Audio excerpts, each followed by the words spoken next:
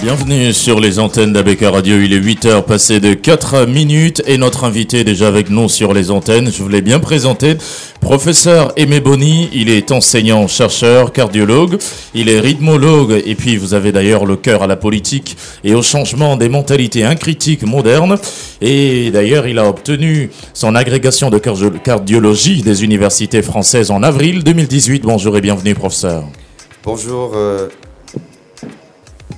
Bonjour et bienvenue, professeur. Bonjour, monsieur Luc Ngatia et Mireille. Bonjour, Chimi. prof. Bienvenue.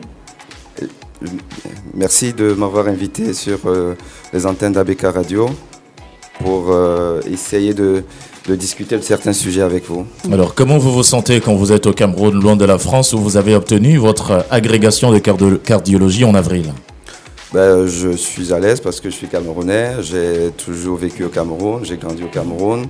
J'ai peut-être fait mes études médicales à l'étranger, mais je n'ai pas perdu le contact avec le Cameroun. Et je suis, puisque d'ailleurs, comme vous le savez, je suis enseignant à la faculté de médecine et des sciences pharmaceutiques de l'université de Douala. Donc je me sens très bien comme Camerounais. On en parlera fièrement. D'ailleurs, vous êtes Camerounais, vous connaissez bien les réalités, les vérités camerounaises. Et on en parlait tout à l'heure avec Céleste Capen de la prostitution.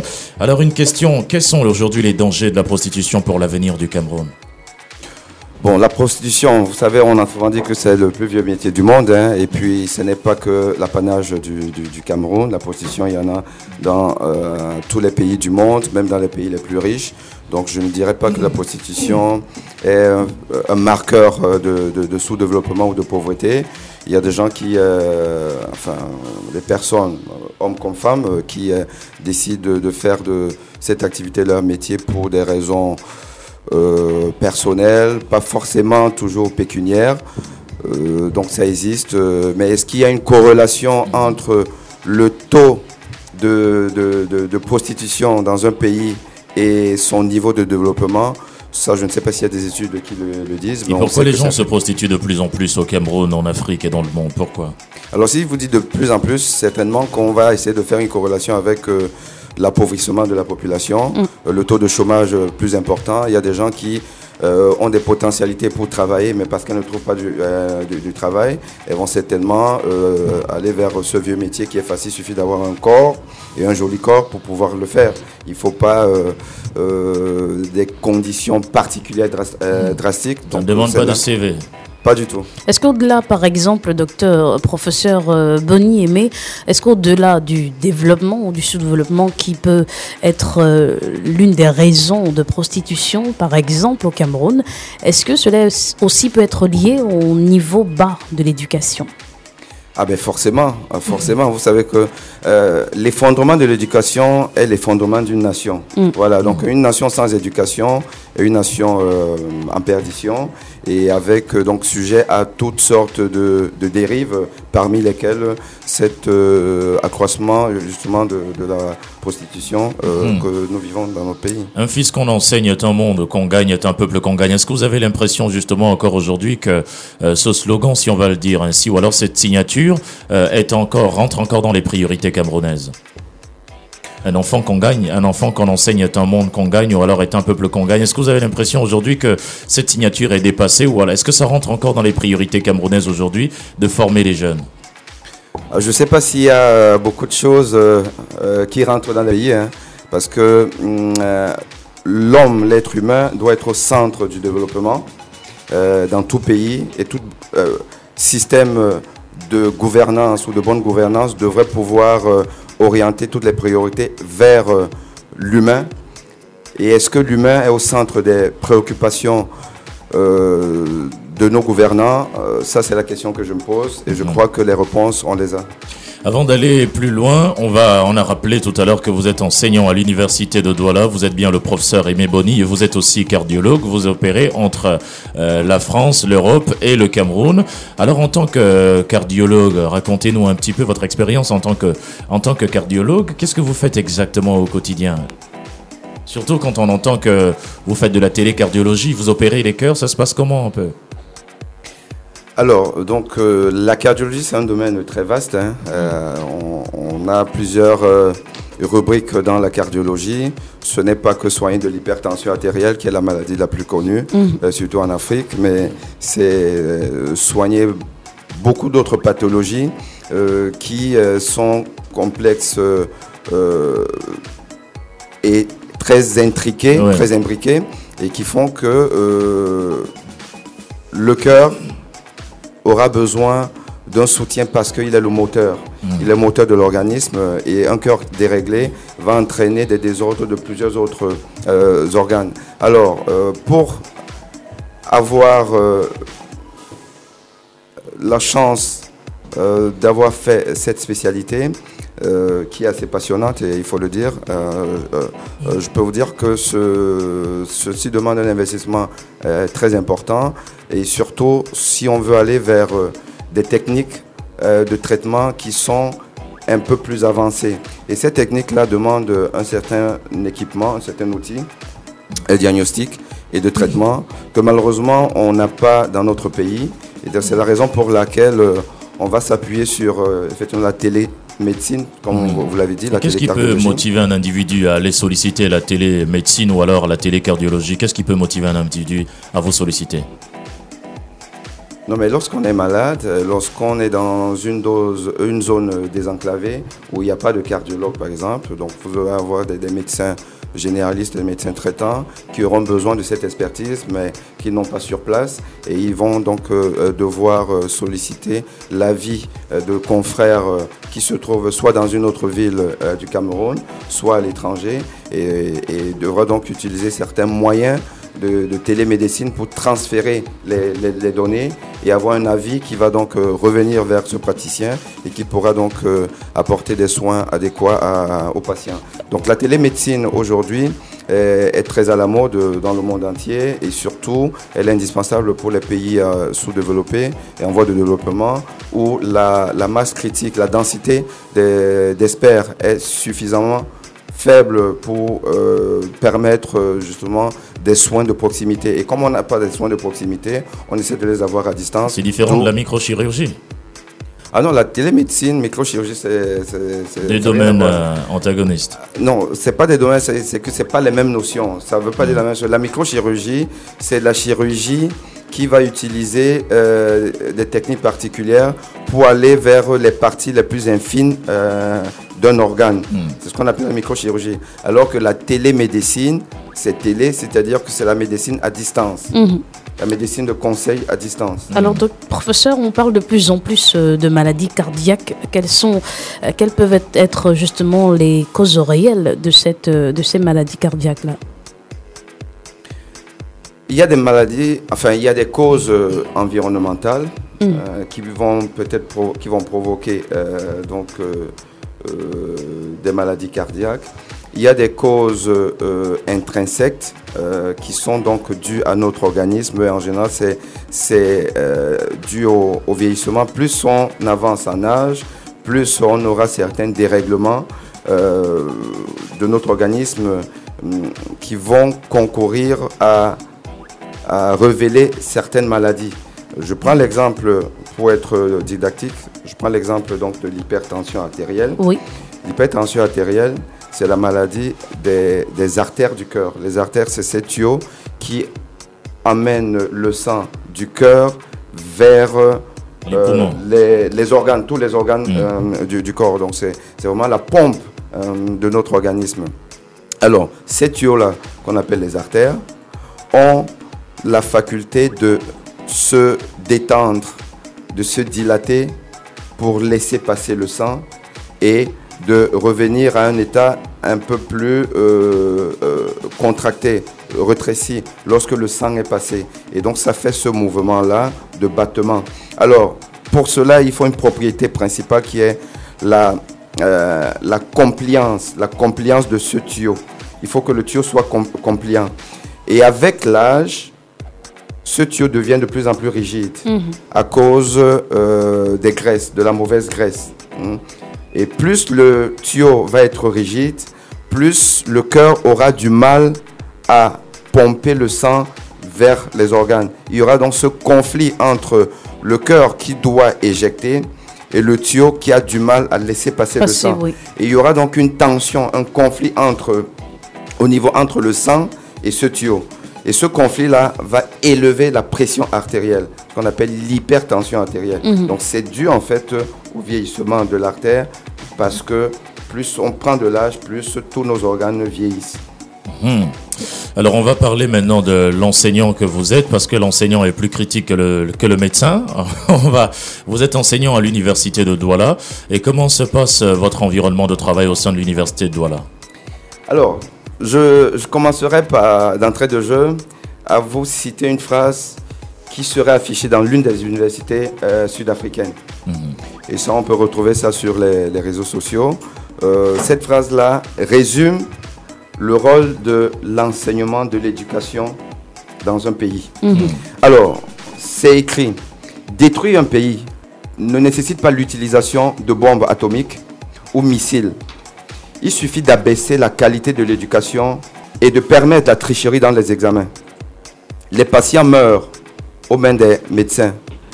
Les bâtiments s'effondrent aux mains de ces ingénieurs.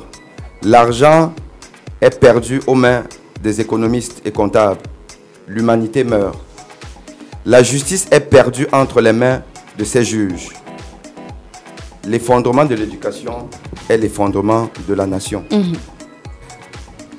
Donc, un peuple qui n'est pas éduqué ne saura pas juger ce qui est bon et ce qui ne l'est pas pour lui. Donc, les systèmes de gouvernance qui privent leur population d'éducation sont des systèmes qui ne veulent pas le développement du pays. Est-ce que c'est le cas du Cameroun? Est-ce que vous estimez, à lire justement cette citation sud-africaine que vous venez de rendre à l'antenne, professeur Aimé Boni, est-ce que c'est le cas au Cameroun? Est-ce que le Cameroun souffre d'une baisse de niveau d'éducation? En plusieurs points, c'est le cas du Cameroun. Je suis enseignant dans une université camerounaise et je connais parfaitement quelle est la qualité de l'enseignement que nous offrons aux étudiants, le niveau de ces étudiants lorsqu'ils entrent à l'université, le comportement des uns et des autres, de tous les acteurs, pour offrir à ces étudiants-là un niveau de connaissance suffisant pour qu'ils soient des gens compétents demain. Et quand on prend tous ces éléments, je dis que l'éducation au Cameroun a un véritable problème de niveau. Et pour aller et non seulement de niveau et de probité. Voilà, de probité. Justement, pour aller progressivement, vous avez parlé de qualité d'enseignement, de comportement. Commençons par la qualité d'enseignement, justement. Vous connaissez les jeunes que vous avez face à vous, que vous recevez à l'université de Douala, en faculté de médecine. Qu'est-ce qui pose problème au niveau de la qualité de l'enseignement? Est-ce que c'est l'enseignant? Est-ce que ce sont les enseignements qui ne sont pas actualisés? Sur une échelle de 10 par exemple, à quel niveau évaluerez-vous justement la qualité d'enseignement qui est aujourd'hui proposée à nos étudiants qui en réalité seront le futur de demain? Mais pour enseigner, donc pour être enseignant, il faut avoir les compétences et avoir les diplômes requis pour enseigner. Les recrutements dans nos universités posent déjà un problème. On ne recrute pas forcément les méritants. Recrutement de qui? Des enseignants. Enseignants, oui. On ne recrute pas forcément les méritants, ceux qui ont les diplômes requis. Je ne vais peut-être pas citer les noms, mais vous aurez des enseignants qui sont recrutés dans une discipline particulière comme spécialistes de cette discipline-là et qui vont donc enseigner ces disciplines et qui vont gravir des échelons, passer de enseignant assistant à chargé de cours, puis maître de conférence. Oui. Et vous vous rendez compte que ces enseignants n'ont pas le diplôme requis pour être considérés comme spécialistes du domaine. Je prends par exemple la rhumatologie. Un rhumatologue, il faut avoir un diplôme universitaire de rhumatologie. Et donc, vous n'avez pas ce diplôme-là, mais vous êtes recruté comme rhumatologue. Vous gravissez des échelons, vous passez d'assistant à chargé de cours. De chargé de cours, à maître de conférence. C'est la veille de votre passage au grade de maître de conférence que vous allez dans une université africaine négocier et qu'on vous donne le diplôme de cette spécialité-là. Et vous êtes après donc considéré comme professeur de médecine dans une spécialité qui peut être la cardiologie, qui peut être la rhumatologie. La rhumatologie, ouais. Alors que vous n'avez pas donc la qualité pour. Et qu'est-ce qui se passe? C'est qu'il y a un organe qui va promouvoir donc le changement de grade des enseignants. Cet organe-là a des critères bien précis. Il faut que ces critères soient respectés. Pour changer de grade, il faut que vous ayez un certain nombre de publications, parce qu'un enseignant, c'est un chercheur. Oui. Il faut faire de la recherche, il faut faire de la publication. Et si on est chercheur, si on a fait de la publication, on retrouvera ces travaux-là dans des bases de données qui sont mondiales. Le temps d'une pause en douceur.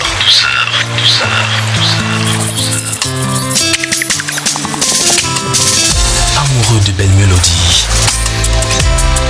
Voici venu le temps de la douceur sur ABK Radio. ABK Radio.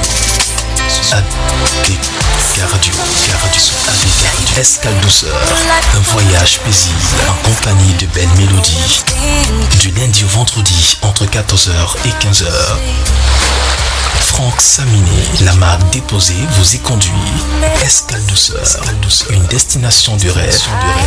Escale douceur. La douceur comme la douceur. Et donc vous allez taper le nom d'un enseignant qui a devant son nom le titre de professeur. Et vous ne voyez pas des travaux, des publications qu'il aura fait. Comment est-ce que cet enseignant-là va être capable d'encadrer des étudiants, d'encadrer les thèses des étudiants qui doivent elles-mêmes respecter certains critères scientifiques de recherche, alors que lui-même, il n'a jamais fait la recherche, parce qu'il n'a pas de publication. À ce moment, professeur Aimé Boni, à qui la faute? Est-ce que c'est au recruteur? Est-ce que c'est à l'enseignant qui s'est porté malhonnête pour suivre un cursus qui n'est pas forcément le sien et mettre en danger finalement la vie et l'avenir des étudiants? La faute, c'est à tout le monde, mais c'est d'abord à l'intéressé. L'honnêteté intellectuelle voudrait qu'on n'usurpe pas des compétences. Et quand on a usurpé ces compétences, il y a une instance de sélection qui doit pouvoir faire le tri, mais qui ne le fait pas. Pourquoi? Parce que ceux-là même qui sont dans cette instance sont passés par le même circuit. La promotion dans ce pays est une promotion de clientélisme. Non méritant. Des non méritants. Et on ne va promouvoir que ceux qui sont comme nous, ceux qui ont le même parcours et ceux qui ne pourront pas critiquer le système parce qu'ils sont eux-mêmes fragiles et fragilisés. Conclusion, tout est à refaire.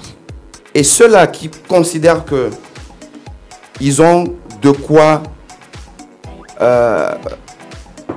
opposer au système vont effectivement être combattus. Et c'est pour ça que le professeur Aimé Boni, qui est votre invité aujourd'hui, a été combattu à l'université de Douala parce qu'il critique les dérives, il critique l'insalubrité créade de notre université.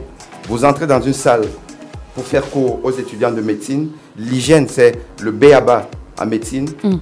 Vous avez l'impression que vous êtes dans un marché central. Dans une poubelle souvent. Que la voirie ou Isakam qui est en grève n'a pas nettoyé.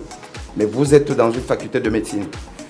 Vous auriez pu venir avec votre collègue étranger. Donc ça veut dire que la base est ratée complètement, les fondamentaux sont galvaudés. Évidemment, il ne faut surtout pas décrier ce système-là, parce que quand vous le décriez, vous êtes blacklisté et on fait de vous celui qui ne va pas avancer, qui n'aura pas de promotion. Vous n'avez plus besoin de promotion puisque vous êtes agrégé de cardiologie en France depuis avril 2018 et vous êtes professeur, donc vous n'avez forcément plus besoin de... Mais peut-être parce que moi j'ai les moyens de ma politique, quand j'ai les moyens intellectuels, parce que ne va pas en France candidater pour l'agrégation qui veut. Il faut pouvoir. Et parce que j'ai été bloqué au Cameroun, que je me suis présenté à ce concours hyper sélectif et là les critères sont objectifs. Vous ne pouvez pas tricher, ou vous avez les conditions, ou vous ne les avez pas, et puis vous ne pouvez pas. Et donc, je l'ai fait là-bas parce que, justement, j'ai été bloqué depuis 2 ans au Cameroun. Alors, vous dites que l'enseignement n'est pas du tout adapté au Cameroun et que la qualité d'ailleurs des enseignants, les compétences des enseignants aussi, est à contester malgré les gros diplômes et les backgrounds qui sont proposés. Est-ce à dire que l'avenir est complètement dans un fossé? L'avenir du Cameroun est complètement dans le fossé? Alors, il faut qu'on précise une chose. Je n'ai pas dit que tous les enseignants camerounais... on vous a compris. Voilà. Oui. Il y a des gens qui sont valeureux. Mais majoritairement. Il y a des gens qui sont valeureux, qui font leur boulot. Bon, le problème, c'est que la plupart de ceux-là qui font même leur boulot le font en silence, se rendant d'une certaine manière complices par leur silence. Voilà, et c'est ça le problème de l'université camerounaise. Les gens sont silencieux alors qu'il y a des choses à dire, il y a des choses à décrire. Donc, vous avez ce volet-là. Vous avez donc, après le fait que les étudiants ne sont pas bien enseignés, parce que déjà, certains d'entre eux, et beaucoup d'entre eux, rentrent dans ces universités parce qu'ils ont eu des passe-droits, il y a des coups de fil qui vont leur permettre d'accéder. On active les réseaux. Voilà, ils n'ont pas le niveau, les conditions ne sont pas les bonnes parce qu'ils font un certain nombre de conditions didactiques pour pouvoir faire des enseignements. Et là, c'est la responsabilité justement des dirigeants qui ne vous mettent pas à votre disposition ces conditions-là pour enseigner. Vous allez venir faire un enseignement, vous vous rendez compte que il n'y a pas d'électricité, il n'y a pas de prise de courant pour pouvoir brancher votre ordinateur, il n'y a pas de vidéoprojecteur, alors qu'aujourd'hui, on sait tous que nous sommes dans le tactile, le numérique, pour faire des enseignements. Et donc, vous devrez acheter vous-même un vidéoprojecteur, vous devez tout faire de vous-même avec vos propres moyens et vous n'êtes jamais remboursé. Donc, mais ce n'est pas l'argent qui manque, hein. Les budgets ils sont là, mais on sait ce qu'on fait de ces budgets. Et c'est pour ça qu'aujourd'hui on constate que dans un pays comme le Cameroun, je ne suis pas sûr qu'il y ait beaucoup de pays en Afrique où vous avez 2 ou 3 recteurs qui sont en prison. Un recteur, c'est un universitaire, c'est un scientifique. Ils sont en prison pour, a priori, détournement de fonds publics. C'est un formateur de conscience. Un scientifique qui vole au lieu de servir, il y a un problème. Voilà. Alors, vous dites que pour détruire un pays, d'ailleurs, c'est placardé sur les universités sud-africaines. Pour détruire un pays, on n'a pas besoin d'utiliser les grandes armes, les missiles ou les bombes atomiques. Il faut simplement baisser la qualité de l'éducation dans ce pays et légitimer la tricherie. Et puis, d'ailleurs, vous dites que l'effondrement de l'éducation, c'est l'effondrement de la nation. Et on sait que l'éducation, vous l'avez d'ailleurs dit, c'est un petit peu effondré au Cameroun. Et c'est-à-dire que la nation aussi est effondrée. Qu'est-ce qu'il faut faire donc pour essayer de changer un peu la donne? Alors, avant de vous dire ce qu'il faut faire, je vais vous faire un autre constat qui est purement médical, dans le domaine de la médecine de la santé. J'illustre ça par un exemple personnel. Je suis donc recruté à la faculté, et en tant qu'enseignant et médecin, il faut avoir un hôpital d'application pour encadrer les étudiants. Je suis recruté en 2008.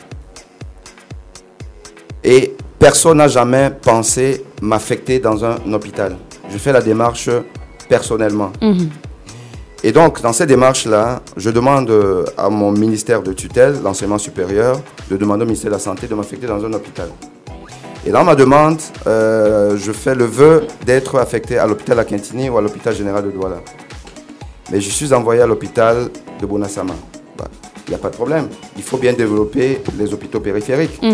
Mais une fois qu'on a envoyé un enseignant universitaire dans un hôpital périphérique qui n'est pas outillé pour, il faut mettre les moyens. Vous arrivez donc dans cet hôpital-là et vous n'avez même pas le plus petit appareil permettant de faire un diagnostic de cardiologie. Je dis l'électrocardiogramme, c'est le B.A.B.A. Donc, on vous affecte, on vous dit, débrouillez-vous. Vous ne pouvez pas soigner les malades. Vous ne pouvez pas soigner un malade qui souffre du cœur si vous n'avez pas des moyens pour faire le diagnostic. Au moins le cardiogramme. Je dis que même l'électrocardiogramme, En 2011, quand je suis affecté, il n'y en a pas. Ce n'est d'ailleurs que récemment qu'on a offert à cet hôpital-là un cardiopade. Récemment, en 2018. De 2011 à 2018, il n'y avait rien. Et entre-temps, en 2011, que faisiez-vous des malades qui arrivaient justement, qui venaient vous rencontrer à l'hôpital de Bonasama? Ben, vous leur dites bonjour, vous serrez la main, vous prenez l'attention et puis vous les envoyez ailleurs dans des cliniques. Vous les retournez à l'hôpital général qui ont d'ailleurs des moyens diagnostiques désuets parce qu'ils n'ont pas les moyens. Il faut comprendre, les gens, c'est des privés, ils n'ont pas de financement. Vous envoyez se débrouiller partout. Et les étudiants qui sont avec vous, ben, vous leur faites des cours théoriques. Or, la médecine, elle est pratique. Oui. Et votre cas est un cas d'école. Ça montre justement que les compétences sont sous-exploitées au Cameroun. Et ça, c'est aussi une fuite en avant que de vous envoyer, vous, professeur de votre état, cardiologue, rhumatologue, dans un hôpital périphérique où il n'y a même pas d'électrocardiogramme. Donc, on ne sait pas justement exploiter et recadrer les compétences au Cameroun. Alors, imaginez-vous ce qui se passe dans les autres facultés qu'on est en train de pondre dans tout le Cameroun, parce qu'on est dans la politique de la quantité, mais pas de la qualité. Si déjà la faculté de médecine de Douala offre à ses étudiants des hôpitaux d'application qui ne sont pas forcément outillés pour faire des médecins compétents, imaginez-vous dans les coins et les recoins de ce pays. Donc nous formons une masse critique de médecins pas capables de soigner les populations dont elles ont la charge. Et c'est l'avenir du Cameroun. Voilà. Qui est en danger. Alors, pour revenir à votre demande, professeur Boni, vous avez fait une demande adressée à votre ministère de tutelle. Est-ce que finalement, il y a eu une réponse? Est-ce que vous avez été muté comme demandé pour de l'hôpital de Bonasama, par exemple, pour la Quintini ou pour l'hôpital général, où le plateau technique est plus ou moins acceptable?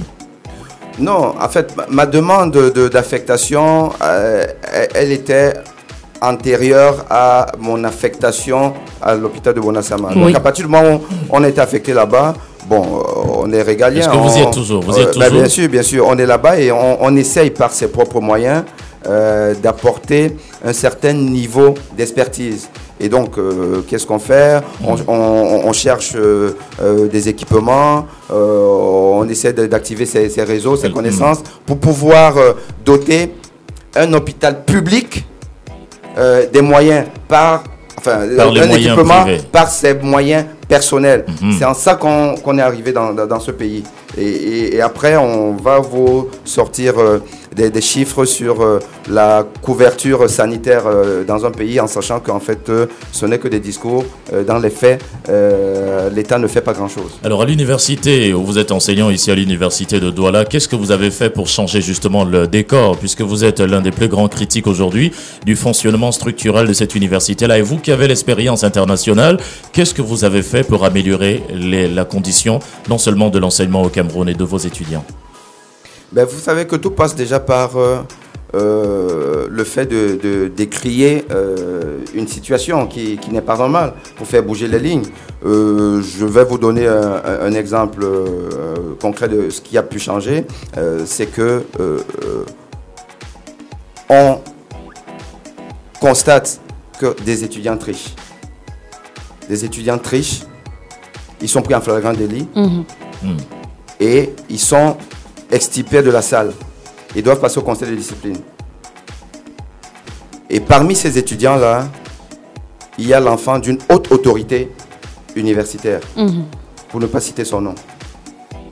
Et cette haute autorité se constitue président du conseil de discipline qui va juger les tricheurs.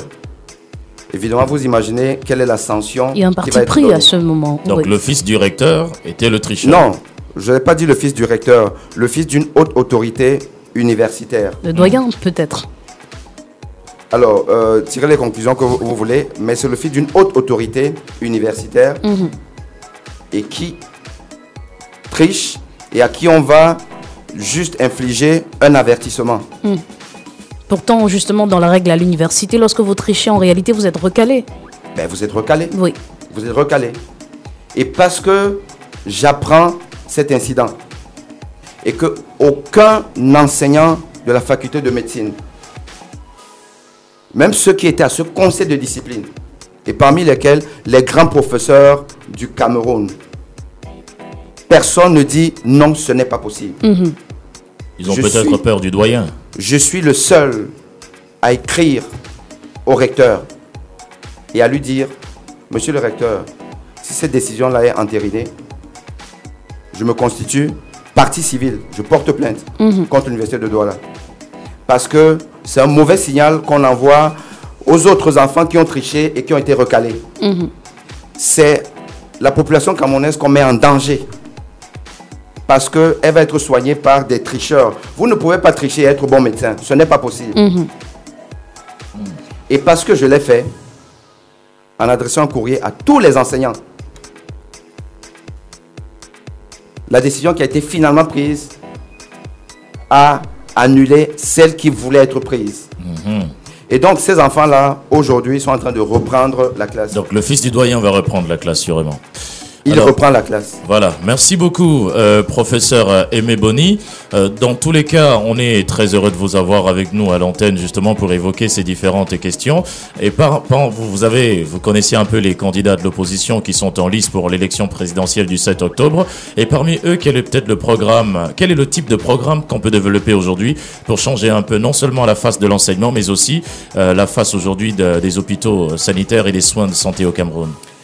Monsieur Luc Ngatia, vous allez juste me permettre de vous donner quelques chiffres pour clore cette première partie, parce que c'est les conséquences de tout ce que j'ai décrit comme dysfonctionnement. Les conséquences, c'est que le Cameroun aujourd'hui, en termes d'indice de développement humain, parce que quand je vous ai dit, l'homme est mis au centre du développement, et toutes les instances internationales aujourd'hui ont trouvé un critère qui permet de juger si la gouvernance dans un pays est à l'image des ressources, des possibilités, des potentialités d'un pays.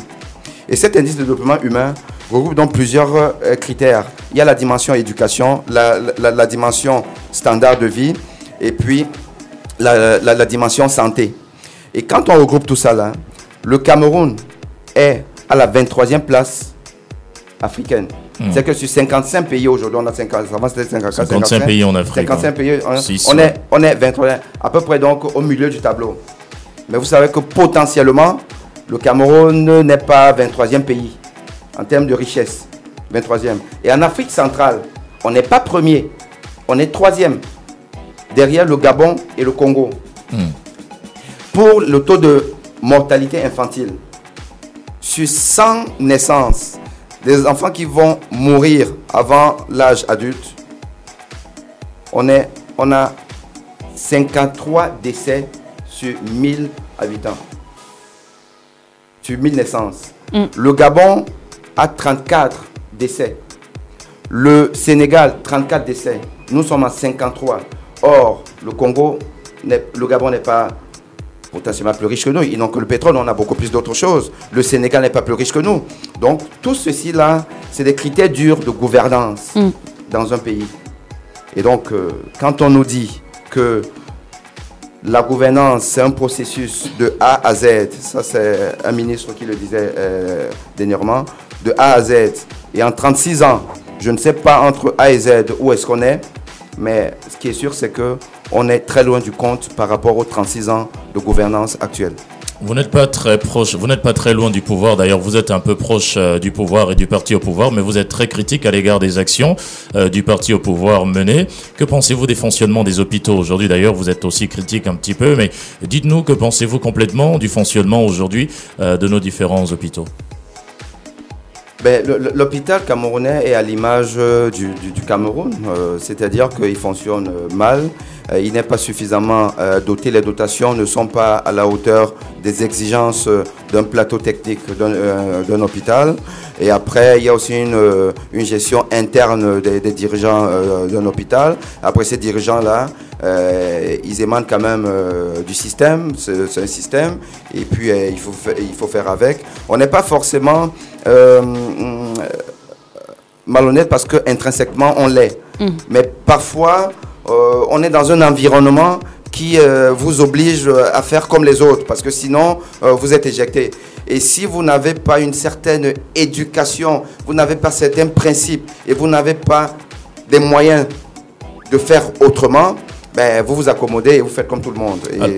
Alors au-delà peut-être des voix que vous levez en interne pour dénoncer certaines situations, on vous a très rarement vu sur les écrans de télévision ou bien de radio pour en parler.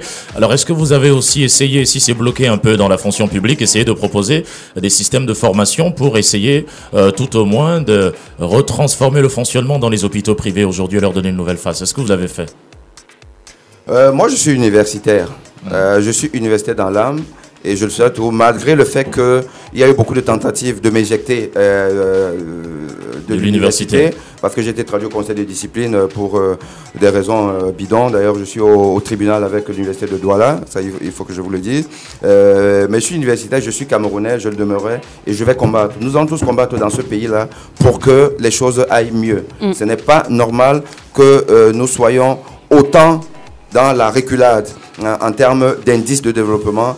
Il faut combattre et je le fais. Et à mon niveau, je fais ce que je peux. Parce qu'il faut vous dire que j'essaye de trouver des moyens personnels pour doter de mon hôpital là où j'étais affecté, de quoi soigner à peu près décemment des malades. C'est aussi ma part de contribution au développement de ce pays. Et donc... Le temps d'une pause en douceur.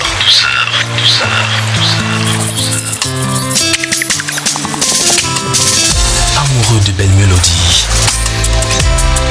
voici venu le temps de la douceur sur ABK Radio. ABK Radio. Escale douceur, un voyage paisible en compagnie de belles mélodies. Du lundi au vendredi entre 14h et 15h. Franck Samini, la marque déposée, vous y conduit. Escale douceur, une destination du rêve. Escale douceur. La douceur comme la douceur. Et donc on peut dire qu'on est sur la bonne voie. Alors professeur Aimé Boni, on parlait tout à l'heure de couverture de santé universelle. On en a parlé justement il y a quelques temps avec le ministre en charge de la santé, André Mamafouda. Mais dans nos recherches, selon l'Organisation mondiale de la santé, il est dit que pour qu'un pays accueille une couverture santé universelle, il y a des conditions, notamment un système de santé solide, efficace, bien géré, des soins de santé au coût abordable, les médicaments et technologies assez disponibles et un personnel au nombre suffisant et surtout bien motivé et bien formé. Est-ce que véritablement, au regard de ce qui se passe au Cameroun, c'est le cas? Est-ce qu'on est sur la route pour accueillir ce système de couverture de santé universelle? J'ai envie de le croire, je veux être optimiste, mais je sais que ce projet de couverture médicale universelle, elle ne date pas d'aujourd'hui. Ça fait des années qu'elle est sous les tablettes. On essaie de la peaufiner.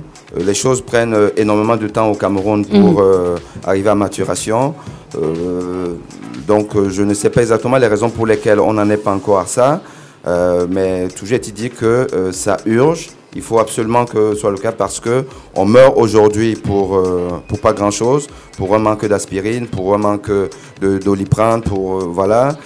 Les cas, on les connaît tous. Et ça, c'est parce que les gens sont pauvres, ils n'ont pas de quoi se soigner. Et il faut absolument que ce soit le cas. Ça devrait être une priorité depuis des années. Pourquoi est-ce que 36 ans après, on n'en est toujours pas à ça. Nous interrogeons tous, mais nous espérons que dans un prochain avenir, on aura effectivement de quoi soigner les pauvres gratuitement, parce que c'est important. En 36 ans, on n'en est pas arrivé justement à un système de santé très efficace ou fiable comme souhaiteraient tous les Camerounais. Mais nous sommes en cette année 2018 en période électorale où on aimerait bien savoir quelle est la politique de santé et les enjeux de l'éducation. Hier d'ailleurs, nous étions à la conférence de presse de Joshua aussi, candidat du SDF, qui présentait son programme de campagne à la presse. Et il a mis un accent sur le volet sanitaire, notamment la prise en charge gratuite de la femme enceinte, enfin prise en charge pré- et postnatale de la mère et de l'enfant jusqu'à au moins l'âge de 2 ans. Est-ce que c'est un rêve ou alors cela peut être réalité au Cameroun? Mais il faut que ce soit une réalité parce qu'on a les moyens de pouvoir offrir à la femme enceinte la gratuité des soins. C'est une priorité parce que l'enfant est quand même prioritaire. Il faut pouvoir le préserver. Je ne vous cache pas que la situation, on ne peut plus critique. Le taux de mortalité néonatale au Cameroun est très important. Quand vous vous rendez compte que même dans certains hôpitaux universitaires, donc qui accueillent les étudiants, donc qui forment les étudiants, parfois il n'y a pas de couveuse, les couveuses manquent ou alors elles sont en panne. Cet enfant qui naît, parce que c'est un enfant prématuré, qui a besoin d'une couveuse, si la couveuse en panne, l'enfant va mourir. Et donc les gens meurent à l'appel. Vous partez à l'hôpital à Quintini, vous partez à l'hôpital central à Yaoundé, vous partez n'importe où. Le taux d'enfants qui naissent dans des conditions difficiles, qui nécessitent une certaine prise en charge spécialisée, le taux de ces enfants qui finissent par décéder dans les heures ou les jours qui viennent, il est très important, c'est hallucinant et ce n'est pas possible. Alors maintenant, moi j'ai une idée sur la solution. Qu'est-ce qu'il faut faire pour qu'on ait cette couverture santé universelle gratuite? Et parce que le tout n'est pas d'avoir même la couverture santé. C'est-à-dire qu'on peut vous soigner gratuitement, mais si on ne vous soigne pas bien, vous allez mourir. Voilà. Donc il faut bien soigner des gens. Il faut que les médecins soient bien formés. Il faut qu'ils soient bien formés. Il faut qu'ils se recyclent. Il faut qu'il y ait l'équipement nécessaire pour qu'ils puissent travailler décemment. Donc l'État doit mettre les moyens. Qu'ils intègrent le serment d'Hippocrate. Tant que l'État ne mettra pas les moyens, on ne pourra pas avoir une couverture universelle, une couverture médicale gratuite, efficiente, efficace. Et pour que l'État mette les moyens, il faut que les gouvernants se soignent au Cameroun. Donc, interdit les évacuations sanitaires. Moi, le candidat qui va faire de ce volet-là sa priorité, de s'interdire à lui-même et à tous ses membres de gouvernement et à tous les hauts fonctionnaires de ce pays-là de prendre l'avion, d'aller à l'étranger se soigner, celui-là sera mon candidat. Conclusion, ce ne sont pas les moyens qui manquent, c'est peut-être la volonté. C'est la volonté. C'est la volonté. Est-ce que vous savez qu'aujourd'hui, même les médecins, nous les médecins, vous savez que nous soignons à l'étranger parce que nous n'avons pas confiance en nos confrères. Et nous n'avons pas confiance parce que objectivement, il n'est pas suffisamment outillé. Pas qu'il n'a pas la qualité intellectuelle. C'est vrai que nous doutons de nous-mêmes. Vous-même, les médecins, vous doutez de vous-même. Mais nous soignons à l'étranger. Et vous vous dites, si moi je suis incompétent et que vraiment je brise les vies tous les jours, je ne peux pas confier ma vie à un autre confrère qui lui aussi sûrement participe à briser. Voilà, est un bon incompétent. Alors on va sortir de cette émission justement. Est-ce que vous faites partie de ces Camerounais qui veulent le changement? Et peut-être que vous faites aussi partie de ces Camerounais qui veulent que le changement soit impulsé par une espèce de coalition de l'opposition qui affronte le candidat Biya? Alors, moi je ne suis pas... J'ai changé un peu d'avis. Je ne pense pas qu'il faille absolument que tous les candidats de l'opposition coalisent pour former... pour ne choisir qu'un seul candidat. Parce que c'est obliger des gens à se délester de leurs convictions. Parce que si on crée un parti, c'est parce qu'on estime qu'on a une vision politique qui est différente des autres. Les obliger de le faire pour battre le candidat du pouvoir, dans un pays qui est quand même dirigé depuis 36 ans, d'une manière que nous tous nous critiquons, ça veut dire que le peuple camerounais n'a rien compris. Ça veut dire qu'en fait, nous avons réussi à nous accommoder la situation assez difficile dans laquelle nous vivons depuis tant d'années. Mais il faut bien unir ses forces pour affronter le grand Goliath, Biya. Non, ce qu'il faut faire, moi je pense, il faut mutualiser les efforts de surveillance des bureaux de vote. Il faut mutualiser. Je ne suis pas sûr que chaque candidat ait suffisamment de moyens pour déployer dans tous les postes de vote, déployer des scrutateurs. Mais si les gens sont déjà séparés par le scénario de la division entre les candidats de l'opposition, ils n'iront pas voter. Donc déjà, peut-être qu'il faut penser à une coalition qui va davantage créer créer les énergies autour d'un candidat unique, et ce qui va motiver les gens peut-être à aller voter aussi. Et là, maintenant, on pensera aux scrutateurs qui vont aller surveiller les votes. Oui, mais ça c'est déplacer le problème. Et ça, c'est le propre du Camerounais. Le Camerounais ne sait pas prendre ses responsabilités. Il sait toujours les renvoyer sur l'autre. Moi, en tant que citoyen qui doit voter, mais au nom de quoi je n'irai pas voter parce que je me dis les candidats uniques, ils n'ont pas formé. Mais je vote celui que j'ai envie de voter. On sait que ça ne va rien changer quand même. Vous n'allez pas peut-être voter Madame Mounanga, sachant qu'elle ne va pas gagner.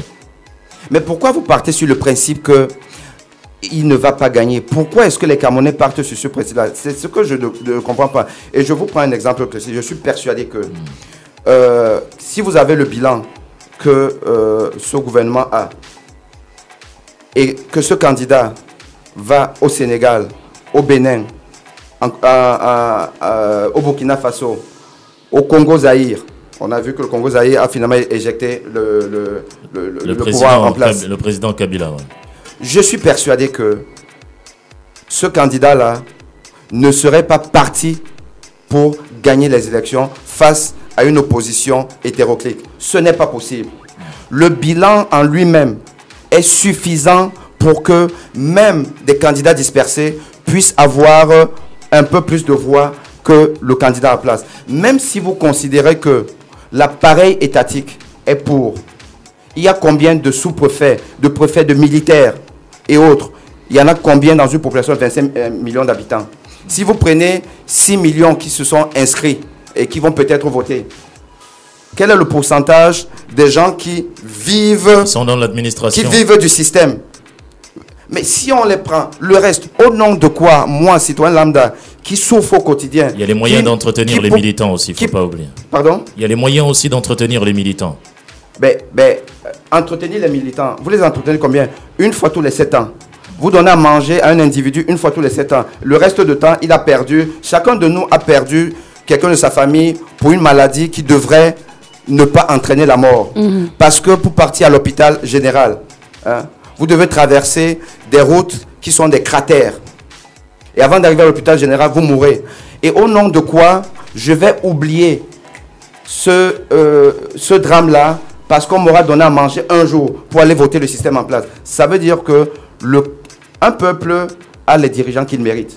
Donc ça veut dire que nous méritons vivre dans ce système et nous allons continuer dans ce système-là. Et je peux vous assurer que les voyants sont au rouge. Si le pouvoir en place se maintient, ne pensez pas qu'ils vont se transformer, ils vont devenir des anges. Ils vont continuer, nous allons davantage souffrir. Si nous voulons souffrir, nous allons souffrir. Conclusion, il faut changer de mentalité. L'enjeu, c'est le peuple, c'est aux citoyens de démontrer qu'il est devenu mature et qu'ils peuvent faire un choix raisonnable. Alors, si vous étiez face au candidat Biya, voilà, ça c'est la dernière question. Si vous étiez face au candidat Biya et que vous devriez lui donner un conseil et choisir un poste à la suite duquel il vous nommerait, vous lui donneriez quel conseil et vous choisirez quel poste au gouvernement? Alors, si Biya est reconduit au poste du chef d'État parce que le peuple l'aura choisi, nous allons nous aligner. Respect du vote. Nous sommes des démocrates.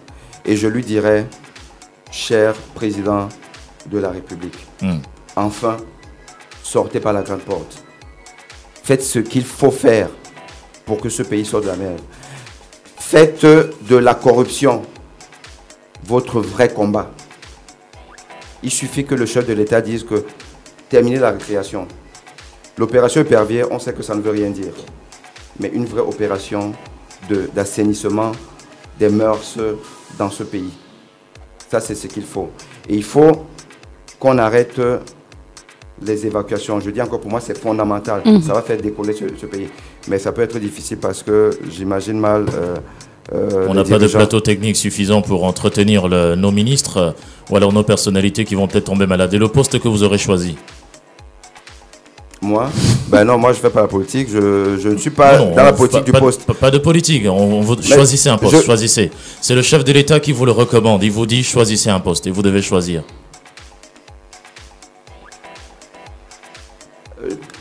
Dans cette gouvernance-ci, on me donne un poste, je refuserai. Oubliez la gouvernance, choisissez un poste. Peut-être vous dites que, oubliez la gouvernance, dites-vous que peut-être les choses sont nouvelles, on est dans une ère de changement, choisissez un poste. Vous voulez devenir quoi? Le poste le plus important, au Cameroun, le poste ministériel le plus important, c'est l'enseignement supérieur. Voilà. Parce que l'enseignement supérieur a une influence sur tout. Je pensais à Jacques Famdongo. Voilà, c'est votre adversaire. Non, on n'est pas adversaire, c'est mon ministre. Voilà, votre ministre, mais vous guettez son poste. Non, je ne guette pas son poste. Mais dans une gouvernance saine, je pense que je ferai davantage bouger les lignes en termes d'éducation dans ce pays. Voilà, merci beaucoup dans tous les cas. Merci beaucoup. Et monsieur le futur ministre de l'enseignement supérieur, merci beaucoup d'être venu sur le plateau partager avec nous votre belle expérience internationale, non seulement sur l'éducation, mais aussi sur le système de santé au Cameroun. Passez une excellente journée. Vous avez un dernier mot. Merci.